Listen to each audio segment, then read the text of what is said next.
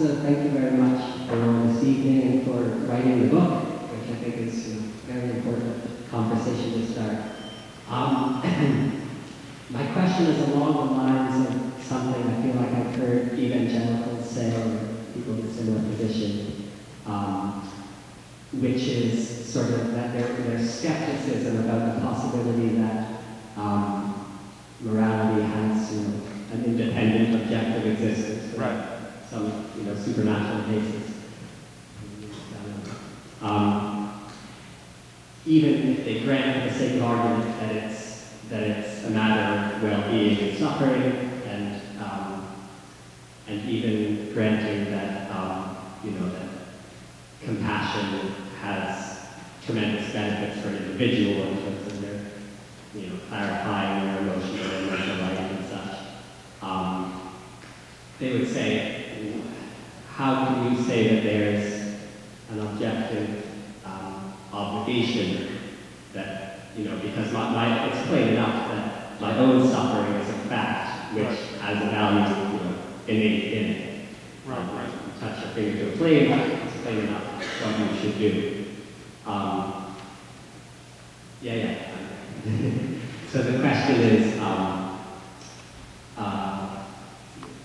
how do you sort of excavate our intuition that, kind of a mathematical intuition that because I know that you care about your own well-being as much as I do, sort of from an objective point of view, there's no reason to value one or the other more. But, Yeah, well, it does sort of come back to the Adam and Eve analogy. Clearly there are zero-sum situations where there's one slice of pie and you can't figure out how to share it, and one of us is going to get it, and so there's a winner and a loser. Now, in the objective sense, or viewing it as a moral landscape, well then it's sort of assuming we're the same sorts of beings and we have the same range of happiness and suffering, well then one getting it is sort of the same, whoever gets it, and we haven't figured out how to collaborate, and that's probably not a peak on the moral landscape. And I think the most important moral occasions are occasions where basically all the boats are going to rise with the same tide.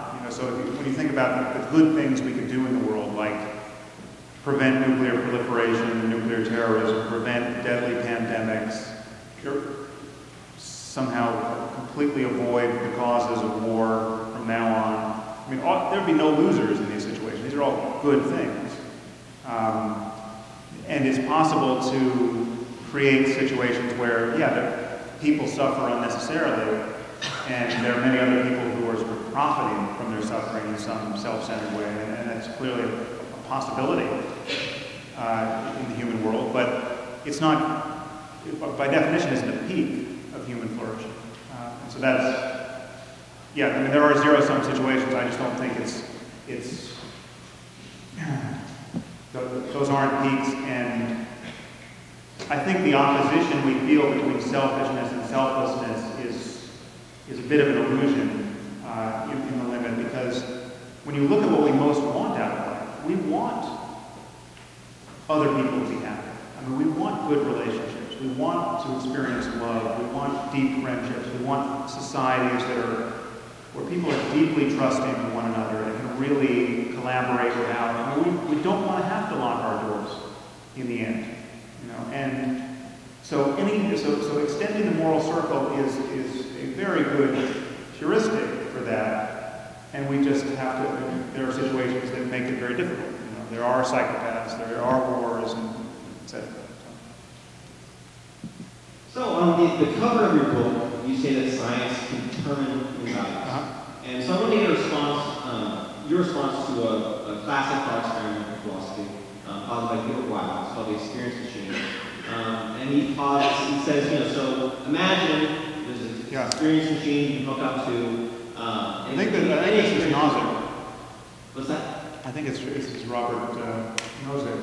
Yes, actually, no. Good correction. You're constantly.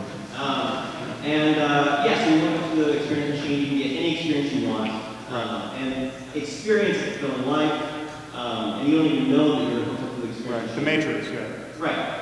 So most people say that this is not as valuable as living, actually living that life. I would agree with that. Since you said that science can determine human values, do you think this is a matter of scientific inquiry, of valuing the real lived experience over the machine experience? Yeah. And I would like to point out that this is a question philosophers ask, and it's not useless or worse. Oh no, I don't think it's useless. I think it's the experience machine is not the most realistic scenario, but we are going to confront this to some degree, and are even confronting it now. And the root of the question is, how much do we want our experience to be coupled to reality, and what value are we going to place on that coupling? Clearly, we want it coupled to some degree. So you don't want to be happy for the wrong reasons. Because you can take heroin, you can just lie on the couch all day and shoot up and shoot up and shoot up, and you're arguably in a very positive state of mind, but your life is falling apart, you have no relationships, etc. Now, why is that not good? For a few reasons. One, it's just not stable. It's something that has to be resuscitated by the efforts of others, and they're worried about you, and you're now lying to them and stealing. And so it's got dysfunction all around it at the edges. But there are many. We're going to face this. Just imagine if we developed a pill that was really a cure for grief. So you're the closest person, your child dies, and you're inconsolable. But now we have a pill that will make you actually as happy as you've ever been. Now, should you ever take that pill, and if so, when is the right time to take it? I mean, should you take it 15 minutes after the funeral? 15 days, 15 months? I mean, at what point is it decent to take it? Now, I don't think these are empty questions. One, because I think it's very likely we will develop such a pill. I think that would not be a surprise 10 years from now, 20 years from now.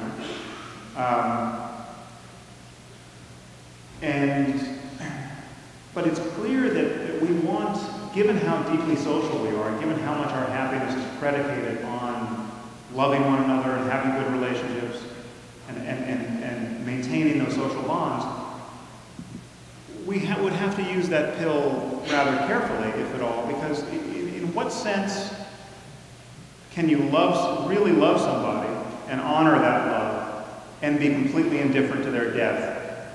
I mean, so imagine taking a pill before someone dies. Imagine you take the pill and then you can watch your daughter drown in the bathtub. Okay? Clearly that's not good, and you wake up from that experience being horrified. And so those are kind of micro versions of the experience machine. If you imagine that at some point in the future we actually do have an experience machine available, and Ray Kurzweil was right, and the singularity happens, and we just can upload ourselves onto the internet. Well, then we're talking about some kind of dreamscape, where everyone can have whatever dream they want to have for as long as they can have it, and you can have incredibly pleasant dreams. Then I think that's an interesting question about what are the ethics of that. I think if in fact it's truly sustainable and we can just sort of kick off into that. The ethical component somewhat erodes in that you're not actually, in that scenario, you're not actually affecting anyone else's experience. You're just radically isolated in your own dream, and your actions don't harm or help anyone. So sort of ethics breaks down. You're still talking about a continuum of experience. I don't know. I don't have strong intuitions about it, but in some sense, we're in an experience machine. I mean, there's a dreamlike component to just the fact that all of this is being run on our brains. I mean, everything you experience is a kind of simulation. I'm not saying it's a fantasy, but it's not. There's something akin to dreams in moment-to-moment conscious experience, and so I don't know if Ray Kurzweil is right. I will be quite surprised, and I don't. But I think that the deeper issue is we do want our states of well-being to be coupled to reality, if not perfectly, good enough so that we can actually maintain them and build on